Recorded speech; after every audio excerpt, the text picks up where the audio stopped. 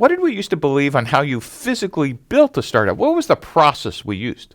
We used to build startups by managing processes. We said, well, hey, we understand how to build products.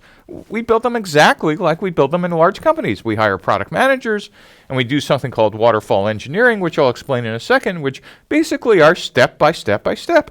In fact, what we used to do is we used to draw this diagram on napkins. We used to say, well, you come up with a concept, then you raise some seed funding, and then you go into product development, and then you have alpha test, beta test, and first customer ship. What could be wrong with that? That's, in fact, for 30, 40 years, this was the canonical model for how to build startups.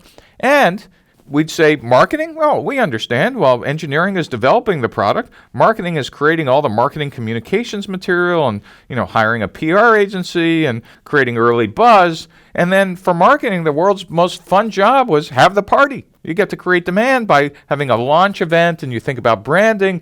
And your job really was to create end user demand and drive it into the potential sales channel.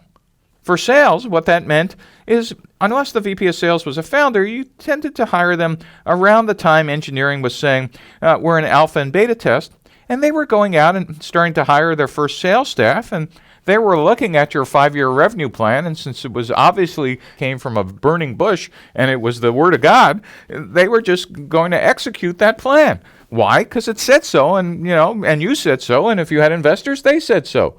There might not be any facts behind it, but there it was. It was the spreadsheet.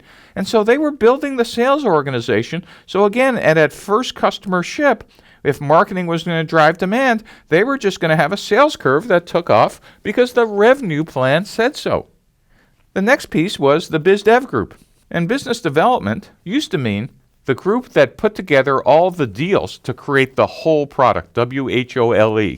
The whole product meant startups, just because of their size, are incapable of creating all the features and services, etc., that a mainstream customer might need. So why don't we hire business development people to do partnerships so at first customer ship, we could look like a large company for mainstream customers? The only fallacy in this is that you assume that your first customers are going to be in the mainstream. It turns out for most startups, your first customers are actually crazy people like you. And so therefore, creating this entire cloud of deals are actually useful a year after first customer ship, but in fact, just get in your way on day one. The other piece is engineering. And engineering, how simple could that be? It was understood. We did exactly what we did in large corporations. You wrote a market requirements document, then engineering shut their doors, rolled up their sleeves, and went into waterfall engineering, which we'll describe a little later.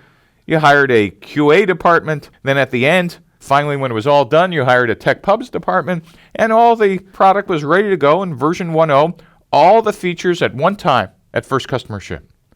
And this, for 30 or 40 years, was the way we thought about startups. There can be no other way.